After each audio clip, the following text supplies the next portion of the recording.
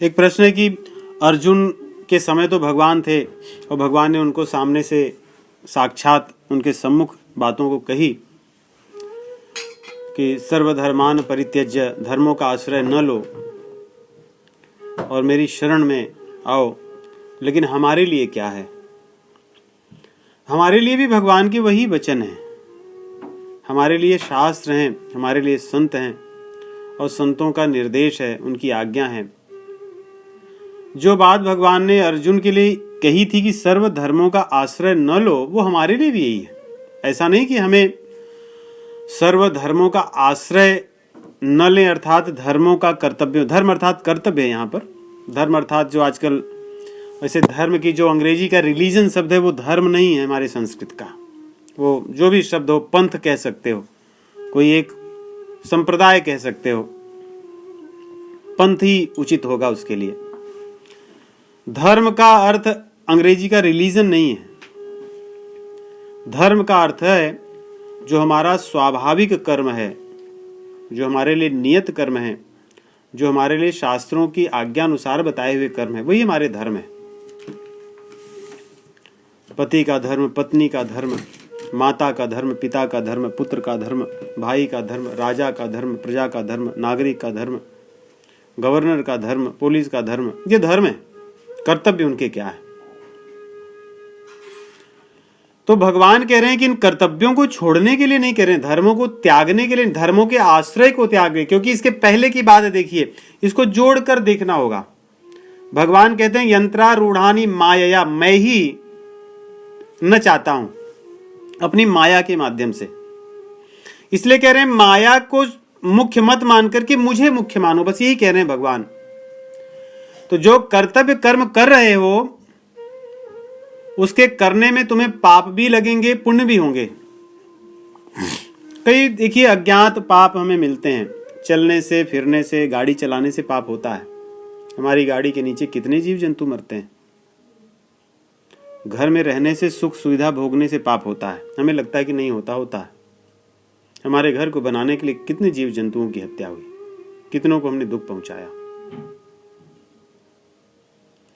उसी प्रकार यज्ञ करने में कितने पाप होते हैं। है तो बहुत अच्छा कर्म, पूजा करने में क्या पाप नहीं होते? मान लो पूजा कर रहे हो आप, आपने बहुत तेज अग्नि जलाई है, उस अग्नि से ही कई जीव जंतु मर जाते हैं, मच्छर उड़ते हुए मर जाते हैं, तो क्या पाप नहीं हुआ?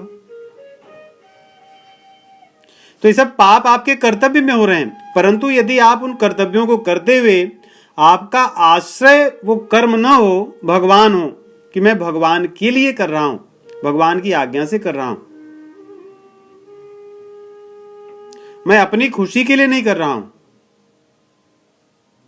इसके करने से जो मेरा नाम होगा वो मैं अपने नाम के लिए नहीं कर रहा हूं, ये मैं राम के लिए कर रहा हूं, भगवान के लिए कर रहा हूं, उनकी खुशी के लिए कर रहा हूं। तो हमारे जो गोल या उद्देश्य होंगे भगवान होंगे, कि मेरा लक्ष्य वो है, उनके लिए कर रहा हूं मैं। भगवान यही बात कर, यही शरणागति है। विभीषण जो आए थे भगवान के पास, एक तरफ से देखिए तो उन्होंने, उनको भेदी कहा जाता है, वास्तव में बहुत भेद की बातें उन्होंने बताई।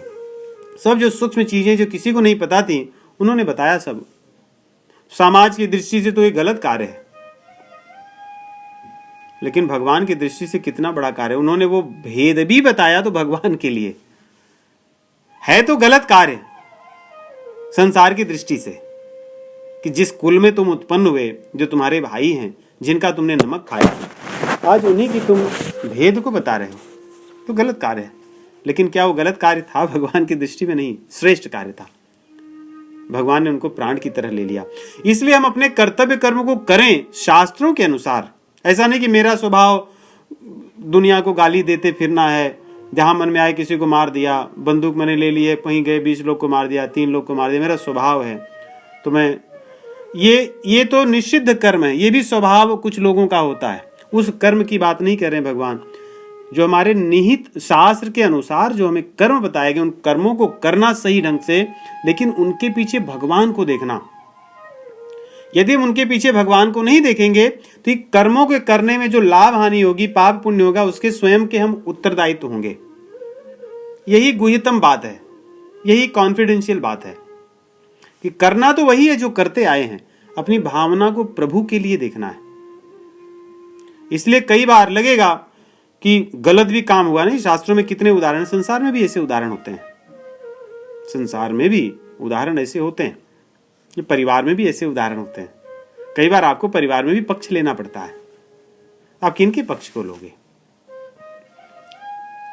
जिसकी आप शरण में होते हो उसी के पक्ष को लेते हो, और जो आपका प्रिय होता है उसी के पक्ष को लेते हो। यही शरणागति का नियम ही यही है। तो भगवान यहां अर्जुन को कहे कि अरे तू मेरा प्रिय है, मैं तेरा हितैषी हूं, इसलिए तू जो करना है शास्त्र के अनुसार वही कर, परंतु मेरे आश्रय होकर कर। इनका आश्रय, अर्जुन शास्त्र का आश्रय ले रहे थे कि युद्ध में पाप होगा, पाप से कुल परंपरा नष्ट होगी, स्त्रियां असुरक्षित हो जाएंगी, पूरा समाज वर्ण संकर हो जाएगा, आने वाली पीढ़ियां दुष्टों की पैदा होंगी। शास्त्र के अनुसार बात कर रहे हैं, परंतु भगवान को भूल गए। अगर भगवान को न भूलते तो अर्जुन वहां पे कहते हैं कि साक्षात जब मेरे प्रभु खड़े हैं, इनकी जो आज्ञा है मुझे तो वही करना है। तो इस तरह, और ये भी शास्त्र के अनुसार, ये नहीं भगवान जो कह दे वही धर्म है। राम जी को वाल्मीकि जी लिखते हैं, रामो धर्म विग्रह, राम जी धर्म के विग्रह हैं। जो वो कह दिए वही धर्म है, जो कर दिए वही धर्म है, जहां चल दिए वही धर्म स्थल है। भगवान जहां जो चीज कर दिए वो धर्म है, उसके अलावा और कुछ नहीं। यही बात इससे भगवान बताना चाह रहे हैं कि कई बार आपको युद्ध भी करना पड़े तो ये युद्ध पाप में नहीं अर्जुन के लिए करें, वो पुण्य में होगा, क्योंकि मेरी इच्छा है। तो एक प्रश्न है कि भगवान कह रहे हैं कि जो मेरे भक्त नहीं है उन्हें मत कहो मेरी बातें, तो फिर हम लोग किससे कैसे पता चलेगा कि कौन भक्त है कौन भक्त नहीं है, किसको कहना है किसको नहीं? और ये बहुत कठिन प्रश्न है। देखिए, भगवान का अर्थ ये है कि मेरी बात को, जो कॉन्फिडेंशियल चीज है, उसको ऐसे ही जाके हम किसी को न कह दें। पहली बार किसी से मिलें और उसको कहें कि सर्वधर्मान परित्यज्य मामेकम शरणम व्रज अहम त्वा सर्व पापेभ्यो मोक्षयिष्यामि मा शुचः। ऐसा भगवान ने कहा, इसलिए तुम भगवान की शरण चले जाओ। उसे कहे बाद शरण क्या होता है, शरण क्या है? तो भगवान कह रहे हैं कि ऐसा मत करो, लेकिन उनकी बात को कहोगे तो उन्हें अच्छा लगता है। आगे इसी भगवत गीता में भगवान कहते हैं कि मेरी बात को जो दूसरों से कहता है मुझे प्रिय है, उसके समान प्रिय मुझे और कोई है नहीं। अर्थात भगवान का ये जो शब्द है अक्षर से ऐसे ही नहीं है, हमें पता चले कि किसको क्या कहना है, और ये उनकी कृपा से ही आएगा। तेषां सतत युक्तानां भजतां प्रीतिपूर्वकम ददामि बुद्धि योगम तम येन माम उपयान्ति ते। भगवान कहते हैं मैं उनको बुद्धि योग देता हूं, मैं उनको ज्ञान देता हूं, क्योंकि उर प्रेरक रघुवंश विभूषण भगवान ही तो हमारे हृदय को प्रेरित करने वाले बैठे हैं। नहीं, आज हमने पढ़ा, भगवान कहते हैं मैं हृदय में बैठता हूं। ईश्वरः सर्वभूतानां हृदय अर्जुन तिष्ठति। हमारी धारणा, हमारी भावना दूसरों के कल्याण की हो, परहित की हो और प्रेम भरी हो, तो भगवान उस प्रकार की बुद्धि लोगों से कहने के लिए देते हैं कि किसको क्या कहना है। तो हमें पता चलेगा कि किस व्यक्ति को क्या कहना है और कब कहना है। तो इसलिए संत महात्मा सब भगवान की बातें तो सर्वत्र करते फिरते हैं, लेकिन किसी को व्यक्तिगत उपदेश नहीं देते। व्यक्तिगत उपदेश उन्हीं को देते हैं जो उनसे उपदेश लेता है। नहीं, हम ऐसी बातें कहते रहे, किसी को क्या फर्क पड़ता है? जब तक वो किसी को कहते हैं कि आप, मुझे लगता है आपको ये करना चाहिए, आपको भगवान की शरण जानी चाहिए। इस बात को हम तभी कहें जब हम उस योग्य हों और सामने वाला भी उस योग्य हो। अन्यथा भगवान के कीर्तन करें, भजन करें, अच्छे कर्म करें, और यदि कोई पूछे तो उसको उसके अनुसार उस बातों को कह दें। नारद जी की बात अलग है, वो जहां जिसको मिल गए उसको बना दिए। नहीं तो उनको भगवान ही ज्ञान दिए। वे तो एक ऐसे संत हैं कि अकेले ही पूरी दुनिया को बदल देने वाले। सोचिए, हिरण्य कश्यपु जो पूरी दुनिया पे तप रहा था, एक नारद जी ने उसका सर्वनाश कर दिया, और उनका वो विश्वास भी करता था। हिरण्यकश्यप उनको अपना मानता था। ये राक्षस लोग भी सब नारद सोचिए इतने महान थे कि संत हो वो भी उनके चरण छूते हैं, और जो राक्षस है वो भी उनको बुलाते हैं कि आइए, उनकी सेवा करते हैं, बैठिए। ये उनकी बुद्धि है, ये उनकी यही भगवान बुद्धि देते हैं, यही ज्ञान देते हैं कि किससे क्या कहना है। जब कंस था, कंस ने दया करके कि हाँ, अरे देवकी की पहली संतान, उसने क्या अपराध किया है, वो आता है छोड़ देता, नहीं बहन तुम इसको रखो, जब 8वीं संतान होगी तब मैं आऊंगा, अभी इन संतानों को रखते रहिए। नारद जी पहुंचते हैं, उनकी बहुत सेवा करता है कंस। बोलते हैं कि लग तो रहा है तू भाई बड़ा बुद्धिमान, लेकिन है थोथा। बोले कि महाराज ऐसी बात क्यों कह रहे हो बोले कि तू अपने शत्रु को छोड़कर निश्चिंत होकर सो रहा है खड़ा हो गया तुरंत, हाथ जोड़े, महाराज कहिए क्या आज्ञा है। बोले अरे वो विष्णु है, उनकी बात का कोई भरोसा है क्या वो 8वां बोले हो सकते, पहला वाला ही 8वां बोले कि मैं यहां से गिनती करता हूं उन्होंने कितनी बार छला है, तुरंत उनके चरण पे गिर पड़ा कि धन्य हो आपने मुझे बचा दिया। और वास्तव में उसको बचा दिए कि जितना जल्दी उसका उद्धार हो जाए अच्छी बात है, और भगवान की लीला में सहयोग। तो नारद जी की बात अलग है, वे तो जहां जाते हैं सबका कल्याण कर देते हैं, क्योंकि उन्होंने भगवान को भजा ही इस प्रकार है। एवं सतत युक्ता ये भजताम प्रीतिपूर्वकम, हमेशा प्रेम से भगवान को भजते हैं, तो भगवान ने उनको बुद्धि योग दिया हुआ है, जिससे वो स्वयं तो भगवान के पास जाते ही हैं और सबको ले जाते हैं जो बिछड़े हुए लोग हैं। तो हमें भी इन महापुरुषों का आश्रय, इनकी कृपा से ही हम दूसरों को भगवान की बात कह सकेंगे, और कहने से उनके जीवन में कुछ हो सकेगा। कहने को तो हम कह ही सकते हैं, कोई भी कह सकता है, आजकल लोग कह ही रहे हैं, लाउड स्पीकर पे भी कहा जा रहा है, लेकिन कल्याण क्या होता है सभी का, तो भावना से होगी। जब हम उस योग्य होंगे तो हमारी वाणी का दूसरों पर भी प्रभाव होगा, वो भगवत कृपा से होता है, और अपनी साधना को बहुत ही गंभीरता से करने से होता है। अच्छा प्रश्न था आपका। एक इनका प्रश्न है कि परिस्थितियां बदलती रहती हैं, जैसे शरीर की परिस्थितियां बदलती हैं, बालक, युवावस्था, उसके बाद में अधेड़पन, फिर वृद्धावस्था, तो क्या ऐसी परिस्थितियों में या बाहर की भी कुछ परिस्थितियां होती हैं, बदलती हैं, जिससे जीव अपने कर्तव्य कर्मों को नहीं कर पाता या उसमें बाधाएं आती हैं, तो इसको क्या मानना चाहिए? क्या वो अपने कर्तव्य कर्म कर रहा है या नहीं कर रहा है? हमारे पास जो जितनी चीजें जैसी हैं हमारे अधिकार में, हमारी क्षमता में, उसको लेकर के अपने कर्तव्य कर्म को जितना कर सकें वही पर्याप्त, वही कर्तव्य कर्म है। जो कर्म हम युवावस्था में कर सकते हैं वो वृद्धावस्था में नहीं हो सकता, क्योंकि शरीर ये करण है। भगवान इसीलिए कहते हैं कि करण भी आवश्यक है कर्म करने में, केवल हम चाहकर ऐसे करें ऐसे नहीं। अधिष्ठानम तथा कर्ता करणम च पृथक विदम, कि विविध प्रकार के जो करण हैं, शरीर है, इंद्रियां हैं, जैसे शरीर भी मान लो स्वस्थ हो, युवावस्था हो, परंतु अगर कोई इंद्रिय ही न काम करती हो, जैसे कई बार कुछ लोग सुन नहीं पाते, देख नहीं पाते, बोल नहीं पाते, या किसी कारणवश चल नहीं पाते, चाहकर भी, शरीर होकर भी, युवावस्था होकर भी नहीं कर सकते हैं, तो ऐसी स्थिति में व्यक्ति के कर्तव्य धर्म जितना वो कर सकता है वही शास्त्र विहित उसके लिए है। एक प्रश्न है कि प्रत्येक व्यक्ति के जीवन में या उसकी परिस्थिति में, जिस भी स्थान पर परिस्थिति में होता है, उसके कर्तव्यों में सदैव एक प्रकार की प्राथमिकता होती है कि ये कर्तव्य उसके लिए प्राथमिक है। जैसे राजा है तो राजा के लिए उसके परिवार की प्राथमिकता नहीं है प्रजा की तुलना में, प्रजा उसके लिए प्रथम है। वैसे ही हमारे जीवन में कई बार परिस्थितियां आती हैं जब हमें समझ में नहीं आता कि हमारे लिए प्राथमिकता क्या है।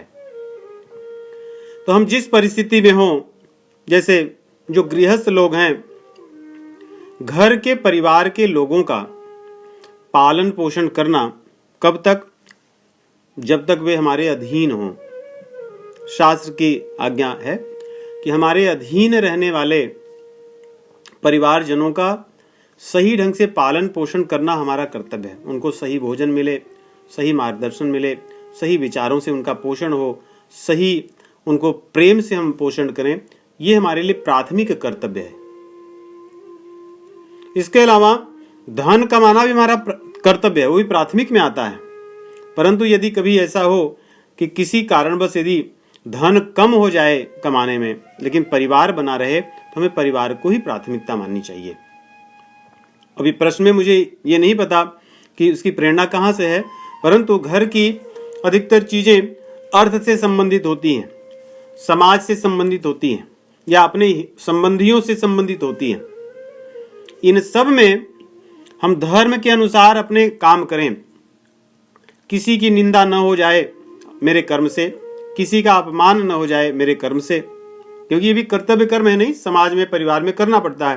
कभी किसी से मिलना है, जुलना है, कहीं जाना है, ये शास्त्र की मर्यादा है कि हमारे कारण किसी का न हो जाए। हो सकता है हमारी कुछ हानि हो जाए, हमें उतना सम्मान न मिले, हो सकता है हमें सांसारिक कुछ लाभ न मिले, परंतु धर्म के जो बताए हुए जो नियम हैं हम उनको न तोड़ें। केवल धन के लिए धर्म को न छोड़ दें।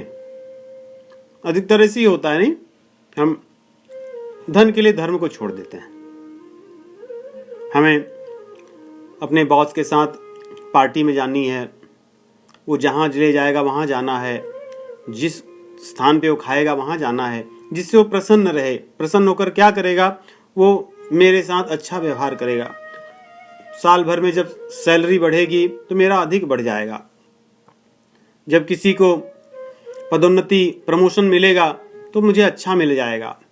ये धर्म को प्रधानता न देकर के धन की प्रधानता है। ये अपने कर्तव्य को प्रधानता न देकर के सांसारिक भोग विलास को प्रधानता है। ये मैंने एक उदाहरण दिया। वैसे ही घर की चीजें ये मेरे लिए अहितकर हैं। उदाहरण के लिए मैं हमेशा कहता हूं, जैसे अगर हमारे घर के बाहर कोई दो व्यक्ति हों, लड़ते हों और एक का मर्डर हो जाए, हत्या हो जाए उसकी, या हमारे घर के बाहर कोई व्यक्ति किसी पशु को लाए वहां उसको काट दे, कोई व्यक्ति हमारे घर के बाहर या आस पास या जिस रास्ते से हम जाते हों वहां पर कुछ देवियों के साथ दुर्व्यवहार करे, क्या हम लोग स्वयं या हमारे बच्चे उनको देखना चाहेंगे? हम लोग नहीं करेंगे। हम पुलिस को बुलाएंगे कि भाई हमारे घर के सामने या यहाँ पर दो लोग लड़ रहे थे, हम लोग नहीं चाहते, हमारे लिए अच्छा नहीं है, हम नहीं देखना चाहते। परंतु हम लोग घर में एक डब्बा रखते हैं, टेलीविजन जो पहले हुआ करता था, अब वो टेलीविजन सिमट करके हर व्यक्ति के पास आ गया है। उस व्यक्ति में आपके एक उंगली दबाने से हजारों मर्डर, हजारों गालियां, हजारों अपराध, हजारों बुरी चीजें जो आप नहीं देखना चाहते सब देख रहे हैं। यह भी एक कर्तव्य है परिवार में माता पिता का। हमने उसको बड़े सम्मान से अपने घर में रखा है। यह भी प्राथमिकता है आज के समय में कि हमें अपने परिवार में किस तरह की चीजें अपने बच्चों को दिखानी है, किन चीजों को नहीं दिखानी है, यह भी प्राथमिकता है। तो इस प्रकार ऐसे बहुत से उदाहरण हो सकते हैं। मुझे ये नहीं पता प्रश्न की प्रेरणा किस उदाहरण से थी, परंतु सदैव प्राथमिकता इन चीजों की हो कि मेरा कर्तव्य मेरे परिवार को सही भोजन देना तो है ही, लेकिन सही भावनाओं का पोषण है, सही विचारों का पोषण है, सही परिस्थितियों को प्रदान करना है। अन्यथा अधिकतर हम इसमें दो चीज में ध्यान देते हैं कि भोजन ठीक मिलता रहे, वो भी अगर किसी को थोड़ा ज्ञान हो तो, नहीं तो उसको तो पता ही नहीं क्या खिलाना है क्या नहीं। लेकिन एक चीज सबको रहता है, स्कूल जाता रहे अच्छा, बस। क्यों? ये नहीं कि उसको पढ़ाना विद्वान, इसलिए नहीं, इसलिए कि जिससे बड़ा हो के अधिक धन कमाए। तो केवल और केवल धन से प्रेरित जितने भी घर के हमारे कर्तव्य होंगे, वे कर्तव्य सदैव अच्छे हो ये आवश्यक नहीं, अधिकतर वो कर्तव्य गलत ही होंगे, और वो हमारी प्राथमिकताओं को कहीं न कहीं छोड़ के दूसरी चीजें जो प्राथमिक नहीं है उनको ही हम करते रहेंगे। तो इसका उत्तर तो लंबा भी हो सकता है, परंतु मुझे यही ठीक लगता है। इस प्रकार अपने हर कर्तव्य को इस मापदंड में देखें कि धन का है या धर्म का है, क्या करना है। तो एक प्रश्न है कि अर्जुन को भगवान अंत में कहते हैं शरण में आने के लिए, 18 अध्याय 66 श्लोक, कि सर्वधर्मान परित्यज्य मामेकम शरणम व्रज। लेकिन अर्जुन ने तो शुरू में ही शरणागति ले ली थी भगवान की, शिष्यस्तेहम श्राद्धिमाम त्वाम प्रपन्नम, कि मैं आपका शिष्य हूं और आपकी शरण में आ गया हूं। तो दोनों में क्या अंतर है? जब शरण में आ गए थे तो भगवान शरण में आने की फिर से बात क्यों कह रहे हैं? बहुत सुंदर प्रश्न है हम साधकों के लिए, और किसी भी वर्ण आश्रम में किसी भी परिस्थिति के लिए। शरण में जब हम आ जाते हैं तो प्रश्न नहीं होते हैं वास्तव में, और प्रश्न होते भी हैं तो अपने ज्ञान वर्धन के लिए या उस कर्तव्य कर्म को कैसे करें स्पष्टता के लिए होते हैं। प्रश्न के लिए नहीं होते, संशय के रूप में नहीं होते। शरणागति का लक्षण है आज्ञा पालन, ये शरणागति का लक्षण है। जैसे मिलिट्री में जब जनरल आज्ञा देता है कि भाई अटैक होगा तो वहां पे कोई तब प्रश्न नहीं होता, प्रश्न की बात पहले ही होती है कि हमें कैसे अटैक करना है, कौन शत्रु है हमारा, किस प्रकार आक्रमण करने से अधिक हानि होगी शत्रुओं की, ये पहले चर्चा होती है। लेकिन उस समय जब आज्ञा दी जाती उस समय चर्चा नहीं होती।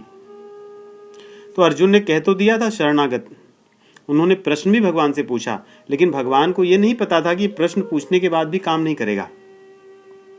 भगवान को लगा था प्रश्न पूछ रहा है, लेकिन शरणागत जब हो गया है तो युद्ध तो अब करेगा ही।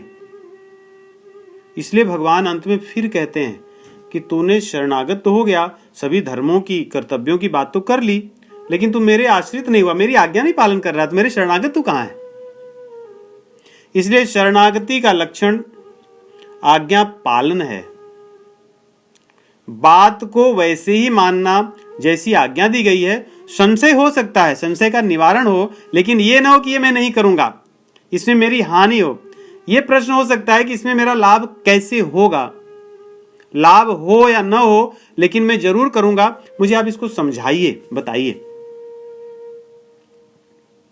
जैसे युधिष्ठिर को बताते समय उसमें भगवान कहते हैं कि आदताइयों को मार देना चाहिए। अब इतना बताने के बाद में भी युधिष्ठिर महाराज जी ने अपने मन की ही बात की।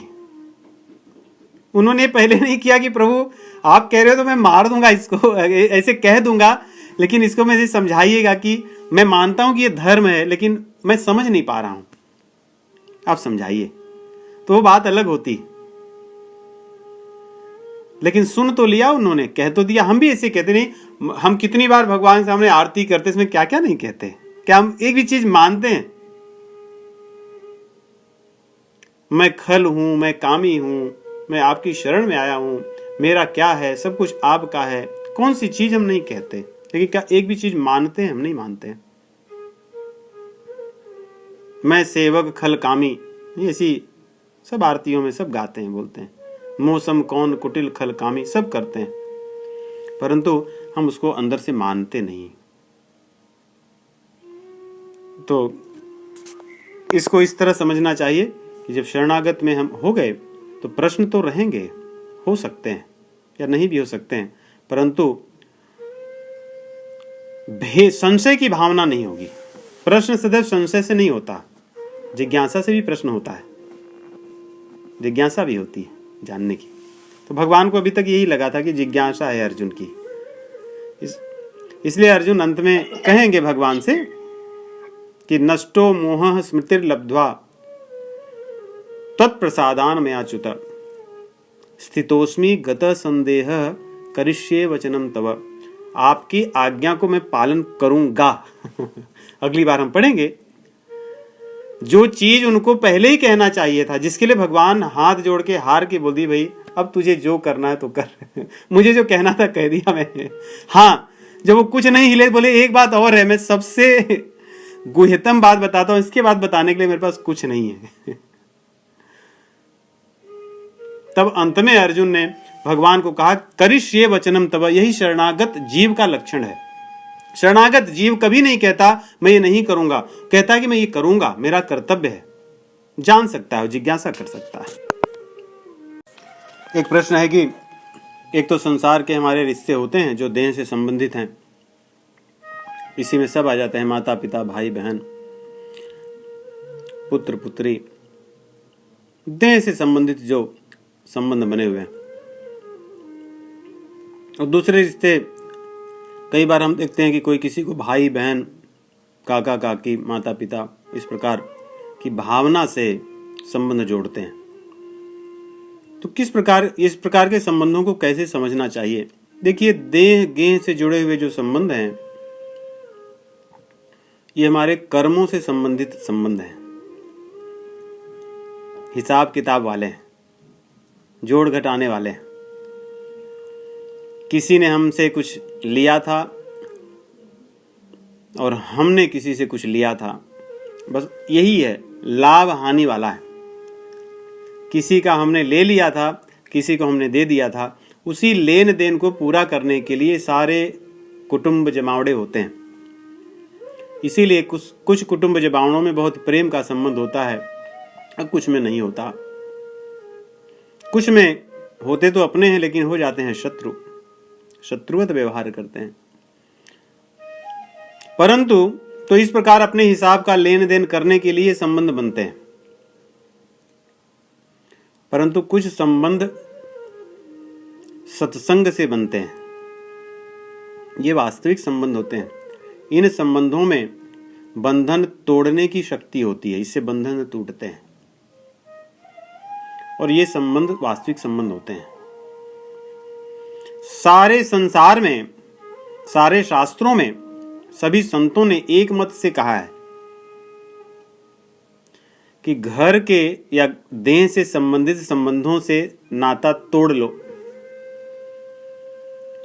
और सभी ने यही बात एक और कही है कि सत्संग से संबंध को जोड़ लो। सत्संग में भाई बहन बन जाएं, काका, मामा, मौसी, फूफा, सत्संग में भी बन सकते हैं। ये संबंध भगवान से जुड़े हुए हैं, इसलिए मुक्त करने वाले संबंध हैं। इन संबंधों को सदैव प्राथमिकता देनी चाहिए। इसका अर्थ ये नहीं कि जो हमारे देह गेह के संबंध हैं उनको नहीं देनी चाहिए, परंतु इन संबंधों को कभी, सत्संग के संबंधियों को या संबंधों को कभी तुच्छता के भाव से नहीं और सांसारिक भाव से भी नहीं देखना चाहिए। इसीलिए देखो, कहा जाता है कि सांसारिक संबंधों में आप अच्छा बुरा करोगे तो पाप पुण्य मिलेगा, लेकिन सत्संग के संबंधों में अच्छा बुरा नहीं करना चाहिए। बुरा करोगे तो अपराध मिलेगा, अपराध से भगवान रूठते हैं।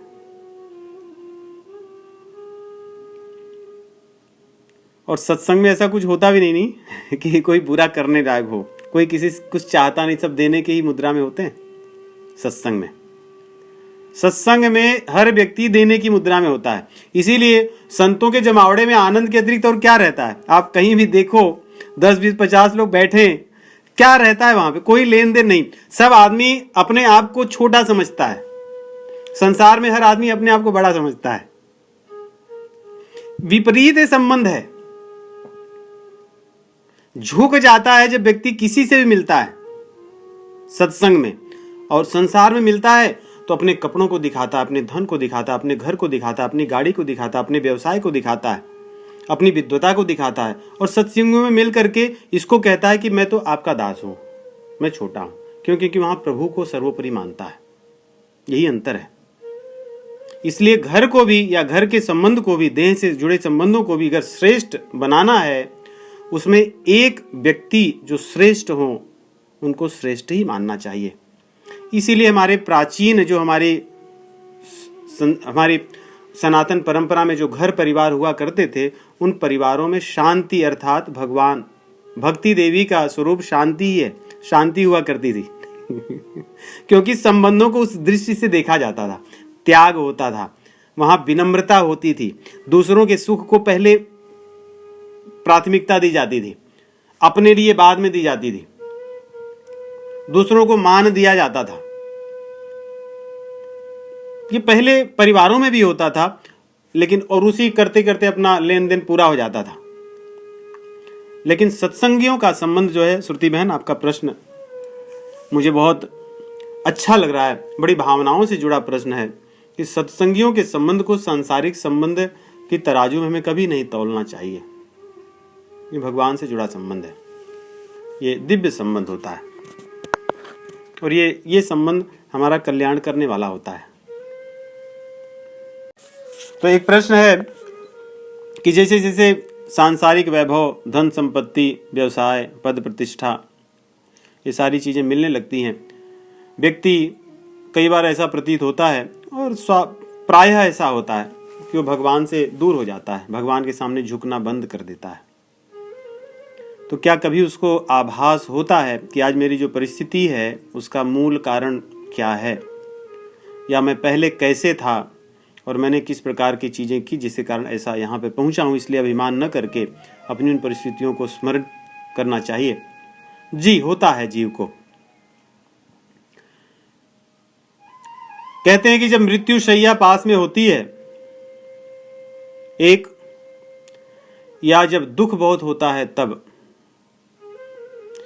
जिस चीज पर जिसको बल होता है जब वो छीन जाता है या छीनने वाला होता है तो व्यक्ति को सब चीजें स्पष्ट दिखाई देती है। इसको दो प्रकार से हम समझें। जब जीव माता के गर्भ में आता है, भागवत पुराण में बड़ी अच्छी चर्चा विस्तार से कपिल मुनि बताते हैं कि किस प्रकार उसके शरीर का जब गठन होता है और किस मुद्रा में वो माँ के गर्भ में पड़ा होता है, बहुत पश्चाताप करता है, शोक करता है और भगवान से अपनी मनोरथ को कहता है, अपने विपदा को रोता है कि अब शरीर जब मिल रहा है संसार में आने के बाद में, इसको मैं नहीं भूलूंगा कभी कि जिस परिस्थिति में मैं आज पड़ा हूं, उस परिस्थिति का वर्णन बहुत भयंकर है, उसमें कोई नहीं रहना चाहेगा। परंतु क्योंकि जीव उसमें बंधन से नहीं बंधा होता, घोर बंधन से, इसलिए उसको ज्ञान होता है। शरीर से बंधने पर ही व्यक्ति उस तरह से विचार सोचता है। आत्मा तो वही है, सूक्ष्म शरीर वही होता है, लेकिन इस शरीर में देखो, स्त्री पुरुष के शरीर में ही होकर मनुष्य में उसकी सोच स्त्री और पुरुष की हो जाती है। अंतर थोड़ी है आत्मा में भोजन वही करता है लेकिन सोच अलग अलग होती है। क्यों? केवल शरीर में बंधन में इतनी शक्ति है। और यही आत्मा यदि पशु में चले जाए तो पशु की तरह सोचने लगता है, गाय में जाए तो गाय की तरह भावनाओं से जुड़ा होता है, सर्प में जाए तो ईर्ष्या से जुड़ा होता है। आत्मा तो वही है, लेकिन क्योंकि शरीर बंद करके उसके विचार को बदल देते हैं। वैसे ही जब गर्भ में होता है तो उसको स्मरण होता है, और जब मरने के समीप आता है तब उसको स्मरण होता है। क्योंकि मरने के समीप उसने जितने धन कमाए थे वो सब शून्य हो जाएंगे। जो उसने मान मर्यादा दुनिया में लोगों को कमाया था वे सब चले जाएंगे। जो अपने आसपास घूमने वाले लोग थे वे सब अब नहीं मिलेंगे। कोई ऐसी चीज उसकी नहीं है, यहां तक ये देह भी अब उससे छीन ली जाएगी। तब उसको आभास होता है कि मैंने कुछ चीजें छोड़ दी जो मुझे पहले ही छोड़ देनी चाहिए। मैंने कुछ चीजें छोड़ दी जो मुझे याद रखनी चाहिए थी, और कुछ चीजों को मैंने नहीं छोड़ा जो पहले छोड़ देनी चाहिए थी। इसीलिए कहते हैं कि वो समय की प्रतीक्षा न करें। यदि हम सत्संग करेंगे उसकी अनुभूति हमें पहले से ही होती रहेगी कि हमें एक दिन छोड़ना है, ये चीज हमें छोड़ना है, ये आभास रहेगा।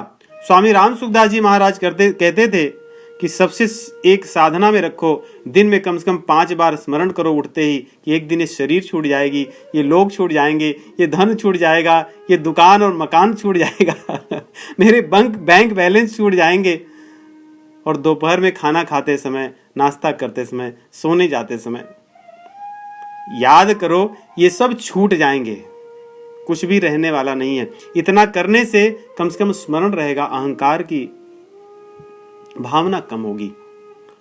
तो इस प्रकार हमें स्मरण तो होता है, परंतु उस समय फिर ठीक करने का समय नहीं होता। वो मतलब इतना क्षण भर में होता है। कहते हैं यमदूतों की गति ऐसी है कि क्या कहें। सोचिए, जो गति कही गई है कि 86,000 योजन वो लेकर के पहुंच जाते हैं 10 दिनों में। एक एक दिन कितनी बड़ी यात्रा तय करते हैं, और यहाँ से क्षण भर में लेकर के उठते हैं, तो आदमी को सोचने का समय नहीं होता, अचानक सब कुछ उसका छिन जाता है, गया डुम। जैसे किसी को आगे कोई संदेश दे और बोले कि सुनिए, बोले क्या, आपके खाते में जो $10 मिलियन थे अब वो घटकर $0 हो गए। तो आदमी बोलेगा क्या? बोलेगा हाँ, शून्य हो गया है। उसका तो सब कुछ चले जाएगा उस क्षण ही। मृत्यु के समय यही तो होता है। कोई आदमी कितना भी $1 बिलियन रखा हो, वो उसका नहीं रह जाता, कुछ नहीं कर सकता उसका वो। और मैंने अपनी आंखों से देखा है 2007 में जब यहां पर पूरी स्टॉक मार्केट क्रैश हुई थी, एक सज्जन थे, बहुत धनवान थे, उन्होंने स्टॉक मार्केट में बहुत पैसे रखे थे, और कुछ कुछ कंपनियां जब वो डूबी, मेल्ट हो गई, तो उनका वो पैसा भी मेल्ट हो गया। उस समय वो हमारे सत्संग में आते थे, और कुछ महीनों तक आने के बाद में चले गए। उनकी मानसिक स्थिति वास्तव में सामान्य नहीं रही, और वो चले गए, क्योंकि उन्होंने धन में अपने आप को इतना रमा रखा था। क्या वही सबसे धनी व्यक्ति थे दुनिया में? ऐसा नहीं है, उनसे भी धनी धनी लोग हैं, लेकिन कौन कितना किस चीज को पचा सकता है। भगवान कहते हैं कि कुछ भी हो, पचाने की क्षमता हो, वो मेरा नहीं है मानने की क्षमता हो, उसको छोड़ देने की शक्ति हो। साधु महात्माओं को पूजते इसीलिए लोग हैं, वो सब कुछ छोड़ देते हैं। इतनी मान मर्यादा किसी को मिले तो उसके दिमाग में मान चढ़ा रहेगा नहीं, लेकिन उनके मान में नहीं रहता। वो लोग जमीन पर बैठकर कथा सुन लेते हैं, और जब खड़े होते हैं तो बड़े बड़े राजा लोग भी उनके चरण को छूते हैं, लेकिन बैठना हो जमीन पर, खाना खुद बनाते हैं, एक लंगोटी पहन करके घूमते हैं। तो क्यों? त्याग का बल है। तो उसी प्रकार हमारे भीतर त्याग का बल हो, भरी सारी चीजें हो, केवल त्याग का बल रहने से हमारी बुद्धि यथोचित व्यवहार करती है और उतनी उसमें लगती नहीं है। एक प्रश्न है कि कुछ चीजें हमारे जीवन में ऐसी हो जाती हैं जो हम करना चाहते हैं लेकिन होती हैं कुछ विपरीत, तो उसको हमें कैसे समझना चाहिए। संसार की अधिकतर चीजें हमारे हाथ में नहीं है, लेकिन ऐसा प्रतीत होता है कि हमारे हाथ में है। अगर हम बड़े सावधानी से देखें तो कुछ चीजें ही हमारे हाथ में है। वो है कि 2 विकल्पों में से एक विकल्प चुनना, ये हमारे हाथ में है। जिस विकल्प को हम चुने हैं वो जैसा हम सोचे हैं वैसा ही होगा, ये हमारे हाथ में नहीं हो सकता। क्योंकि भगवत गीता में भगवान कहते हैं कि किसी भी कर्म को होने में कई चीजें लगी होती हैं। अधिष्ठानम तथा कर्ता करणम च पृथक विधम विविधास्य पृथक चेष्टा दैवम चैवात्र पंचमम। उसमें दैवम शब्द आता है। एक तो हमारी शरीर लगती है, जिस स्थान पे रहते हैं वो रहती हैं, कुछ करण लगते हैं, संसाधन रिसोर्सेस लगते हैं, इंस्ट्रूमेंट्स होते हैं जिससे काम करते हैं, और एक हमारी इच्छा होती है, चेष्टा होती है, हमारी विश होती है, हमारी विल पावर होती है, और एक होता है दैव। दैव भगवान को भी कह सकते हो, देवताओं को भी कह सकते हो, और अपने भाग्य को भी कह सकते हो, जिसको हम नहीं जानते, जो हमारे हाथ में नहीं होता, उसी को प्रारब्ध कहते हैं। बहुत सी चीजें हमारे जीवन की प्रारब्ध के भी अधीन होती हैं। जो काम हमने कर दिया पहले, उसका फल कौन भोगेगा? साक्षात उदाहरण है, संसार में सब प्रकार के लोग हैं। आज इतने वर्षों से लोग चाहते हैं कि चीजें सुधर जाएं, लेकिन कभी नहीं सुधरी चीजें। अच्छे लोग तब भी थे, आज भी हैं, बुरे लोग तब भी थे, आज भी हैं। आज से 1000 वर्ष बाद भी अच्छे लोग रहेंगे और बुरे लोग रहेंगे। बीमारियां पहले भी थी, आज भी हैं, आज से हजारों वर्ष बाद भी रहेंगी कि नहीं रहेंगी। नाम बदल जाएगा, कभी कोरोना होगा, कभी कुछ और होगा, कभी कुछ और होगा। बीमारी तो रहने ही वाली है, ये कभी नष्ट नहीं होने वाली। ये प्रारब्ध की बातें हैं। हर आदमी बीमारी से जूझता है, जैसे हर आदमी को कई लोगों को वही बीमारी होती है, क्या सभी लोगों को वही कष्ट होता है? क्या सभी लोग मर जाते हैं? कुछ लोग ठीक हो जाते हैं, कुछ नहीं होते, कुछ लाचार हो जाते हैं। तो यहाँ पे प्रारब्ध होता है। वैसे ही हम जीवन में अपने कर्तव्य कर्म को करें, प्रयास करें, पूरी यथाशक्ति, यथा भक्ति, यथामति, जितनी हमारी क्षमता है करें। परंतु इसीलिए भगवान कहें कि कर्मण्येवाधिकारस्ते मा फलेषु कदाचन। फल हमें वैसे ही मिलेगा ऐसा संभव नहीं है। माँ कर्म फल हेतुर्भुर माते संगोसु कर्मणि। आपके हाथ में फल है ये भी मत सोचो, भगवान कह रहे हैं। इसलिए मेरे हाथ में फल नहीं तो मैं आराम से सोऊंगा, ये भी भगवान नहीं कह रहे। भगवान ऐसा भी नहीं करना, कह रहे कि कर्म तो करना ही होगा, कर्तव्य कर्म करो, उद्देश्य सही रखो। क्या उद्देश्य हो कि मानव जीवन जो मुझे मिला है, जो मेरा कर्तव्य, उसको मैं सही ढंग से करूं, दूसरों के हित का हो, मेरे हित का हो। वैसे हमारे जीवन में बहुत सी चीजें होती हैं, हम कुछ करना चाहते नहीं होती, कुछ खरीदना चाहते नहीं खरीद पाते, कुछ पाना चाहते नहीं पाते, किसी के साथ प्रेम का संबंध और सेवा का संबंध रखना चाहते नहीं हो पाता है। ये प्रारब्ध की चीजें हैं। हम चाह रहे हैं लेकिन नहीं हो रहा है, कर्म भी कर रहे हैं नहीं हो रहा है, यही प्रारब्ध है। किसी के साथ हम बहुत अच्छे से बात करते हैं, वो हमारी बात को न समझ करके बुरी बातें करता है, प्रारब्ध है हमारा। रामायण में कहते हैं कि जीवन मरण, लाभ हानि और यश अपयश ये प्रारब्ध के अधीन होते हैं। कौन कब जन्मेगा, कहाँ जन्मेगा, कौन कब मरेगा, किस रूप में मरेगा, कैसे मरेगा, ये किसी के हाथ में नहीं होता। लाभ और हानि, व्यवसाय तो सब करते हैं, कोई डूब जाते हैं, कोई क्या हो जाता नहीं। जो कंपनियां आज से 10-20 साल पहले टॉप में थी, कहाँ गई? और जो आज टॉप में है, क्या टॉप में ही रहेंगी? आप कंपनियों का भी भाग्य देखिए ना कितनी बड़ी बड़ी कंपनियां डूब गई, है ही नहीं है। लाभ हानि, क्या कोई नहीं चाहता था कि लाभ हानि ना हो? क्या वहां पे बैठे बैठे बड़े बड़े लोग नहीं थे? सब इंटेलिजेंट लोग थे। और जो आज की कंपनियों में बैठे बड़े बड़े इंटेलिजेंट लोग हैं, क्या 10-20 साल बाद ऐसे ही थोड़ी रहेंगे? कोई और बनेगा, किसी और को लाभ होगा, किसी और को हानि होगी। उसी प्रकार यश अपयश जीवन में होता है। तो हमें उस दृष्टि से देखना चाहिए। कर्तव्य कर्म को करते हुए सफलता मिलेगी ही मिलेगी, संभव नहीं है सांसारिक सफलता, लेकिन मन की हमारी सफलता होगी कि हमने कर्म तो अपने सही किए, उसमें अपनी तरफ से कोई कमी नहीं रखी, अपने तरफ से गलत कार्य नहीं किया, अधर्म का मार्ग नहीं चुना। नहीं, हम सत्संग करते हैं, हम सभी लोग, हमारा उद्देश्य अच्छा होता। अगर हम में से हम कोई व्यक्ति किसी और को अच्छी चीज बताना चाहे और न सुने, वो बुरा मान जाए, तो फिर जरूरी नहीं कि हमने अच्छा किया भी, क्या अब मैं किसी से नहीं कहूंगा क्योंकि कहने से लोग बुरा मान जाते हैं, ऐसा नहीं। ये उस व्यक्ति का भाग्य। तो एक प्रश्न है कि मनुष्य के लिए तो भगवान ने भक्ति और योग इत्यादि साधन बताए हैं, पशु पक्षियों के लिए क्या? यही तो मानव मनुष्य जीवन या मानव तन पाने की कहते हैं ना कि यही तो हमारा सौभाग्य है। पशु पक्षी का क्या? वो तो पशु पक्षी हैं। इस योनि में तो केवल भोग भोगना है, इसमें कोई पुण्य कर्म नहीं कर सकते। जो हमने पाप या पुण्य किए हैं उसके फल को बस भोग रहे हैं। पुण्य कर्म करेंगे तो बड़ी श्रेष्ठ योनियों में ऊपर जाएंगे, भोग भोगेंगे, किन्नर बनेंगे और देवता बनेंगे, नाग यक्ष इत्यादि योनियों में जाएंगे जहां सब चीजें अपने हाथ में होंगी, जो कुछ चाहेंगे कर लेंगे, बस चिंतन करेंगे कि उड़कर कहीं पहुंच जाएंगे। ये सब तो बड़ी चीज है नहीं? ये सब पुण्य लोक में रहने वाले लोगों के हाथ में रहता है सब। हवा पी करके और सुगंध पी करके जिएंगे। देवताओं का भोजन यही तो है, हम यज्ञ करते हैं, हवन करते हैं, उसकी जो सुगंध है वही उनको पुष्ट करती है, उसी से आनंद होता है। हमारे आपके जैसे बैठकर खाते नहीं है। उनका शरीर दिव्य होता है, उस शरीर में कभी रोग नहीं लगता, उनकी अवधि होती है, उसके बाद वो शरीर छोड़ देते हैं। जैसे कोई किसी पद पे बैठता है और पद के बाद उतर जाता है, हो गया भाई, अब 5 साल 4 साल बाद अब उतरिए। वैसे देवताओं का जीवन है। और जो लोग पाप कर्मी हैं उन लोगों का जीवन यही है कि उनको पता ही नहीं रहेगा कि क्या कर रहे हैं।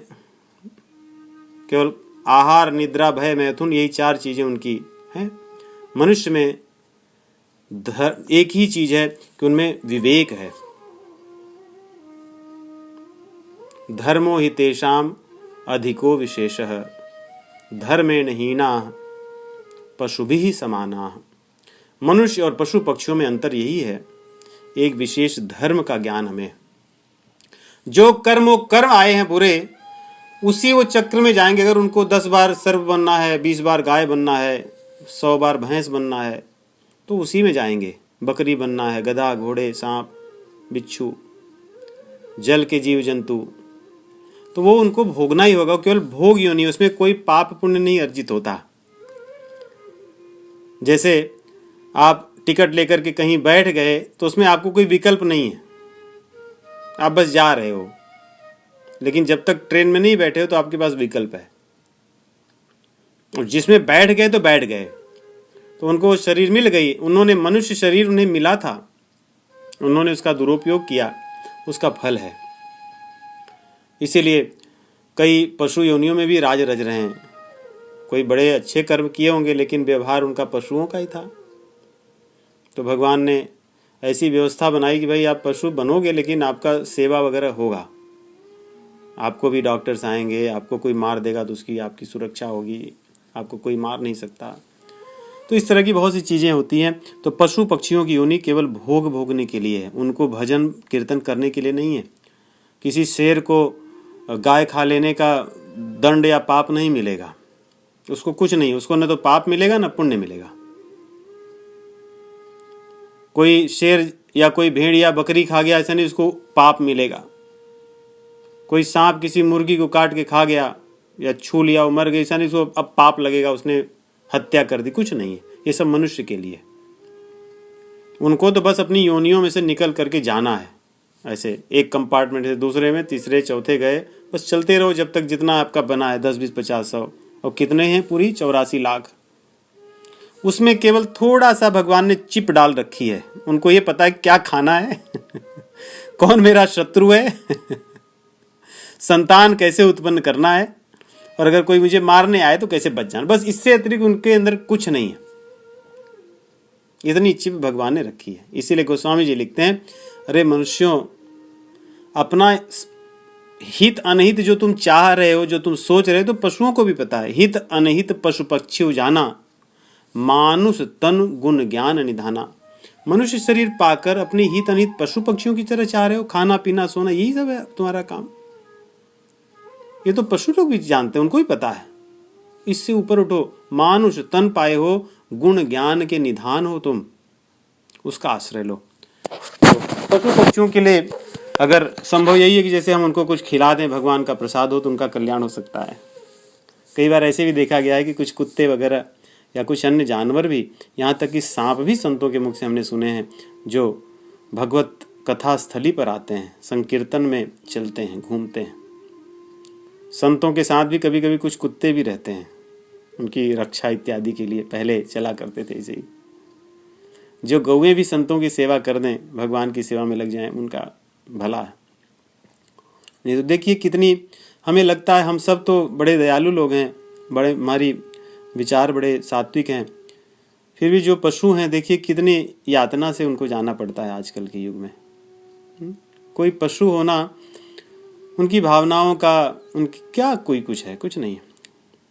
और इसीलिए पशु पक्षियों में कुछ नहीं कर सकते। इसलिए हमारे शास्त्रों में चेतना और भावना की दृष्टि से, अगर किसी की चेतना और भावना मनुष्य के समान है या मनुष्य के समीप है, तो गऊ की है। गऊ की भावना, उनकी जो भावना, समझ रहे हैं ना, कि जो जिसको अंग्रेजी में आजकल इमोशनल हेल्थ कहते हैं, इमोशंस, जो कनेक्टिविटी होती है, जिससे जुड़ता है व्यक्ति, गऊ की मनुष्य की तरह होती है। वो आपके दुख सुख को अनुभव करती है।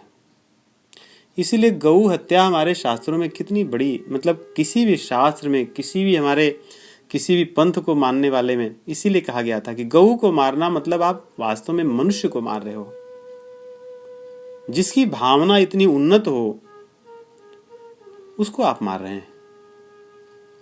इसलिए पशु पक्षियों में भी अलग अलग तरह के भावनात्मक चीजें हैं, परंतु भावनात्मक स्थितियां हैं, परंतु भगवान को पा लेना, भगवान की भक्ति करना, योग साधना करना, ये मनुष्य के ही योनि में है, अन्य योनियों में नहीं। तो एक प्रश्न है कि मनुष्य शरीर तो भगवान को पाने के लिए मिला है, लेकिन अधिकतर समय हमारा बीत जाता है और बाद में हमें पता चलता है। और ये भी कहा जाता है कि भगवान की कृपा से ही हमें सत्संग या भक्ति मिलती है। देखिए, भगवान की कृपा से ही वास्तव में मिलती है भक्ति, परंतु इस दृष्टि से देखें कि संसार में जब जिस प्रकार के लोग होंगे उस तरह का वातावरण होगा। आजकल संसार में किसी को न पता हो, पैदा जब होता है व्यक्ति का, उसको पता होता है कि धन तुम्हें कमाना है, लेकिन 5 साल 4 साल 3 साल 7 साल 8 साल 10 साल के बच्चों को सब ज्ञान हो जाता है कि उनको जीवन में माता पिता पूछते हैं कि बेटे तुम्हें क्या करना है, मुझे ये बनना है। क्यों? मैं बहुत पैसा कमाऊंगा। फिर क्या करोगे? फिर मैं ये बहुत बड़े घर लूँगा। फिर क्या करोगे? फिर मैं बहुत बड़ी कंपनी मेरी होगी। फिर क्या करोगे? ऐसे इस तरह चलती जाती है। ये बच्चे कहाँ से सीखते हैं तो 5-10 साल के ही बच्चे, क्योंकि सर्वत्र वातावरण यही है। तो क्या इस संसार में भक्ति के साधन उपलब्ध नहीं हैं? भक्ति की पुस्तकें उपलब्ध नहीं हैं? सत्संग के मार्ग क्या इस संसार में उपलब्ध नहीं हैं? सब कुछ तो है, लेकिन हमारी कामनाओं ने हमें अंधा कर रखा है। इसलिए कामनाओं के कारण हम चीज़ों को उन्हीं को ढूंढते हैं जो हमारी कामनाओं की पूर्ति करने वाले हैं। कामनाओं को सही दिशा में देने वाले जो साधन हैं, उन साधनों से हम दूर रह जाते हैं। ऐसा भी तो समाज हो सकता है कि जहाँ पे भोग वृत्ति न रह करके सेवा परायण पूरा संसार हो। नहीं कि हम किसी की सेवा करें, अगर इस तरह से हम अच्छा काम किए रहेंगे तो हमें साल भर में 3 बार फ्लाइट में मैं चढ़ सकता हूं। ऐसा नहीं हो सकता कि अच्छे गुणों को धन माना जाए।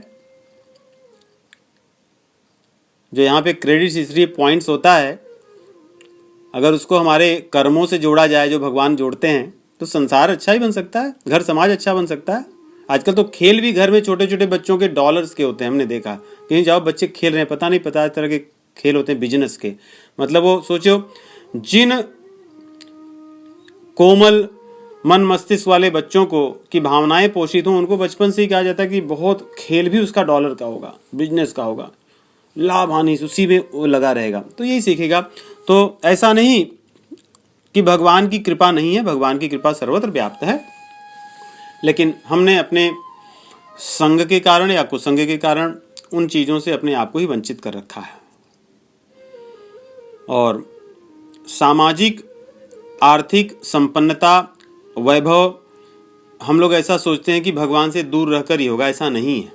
हमारे शास्त्र इसके उदाहरण हैं, सब संपन्न थे।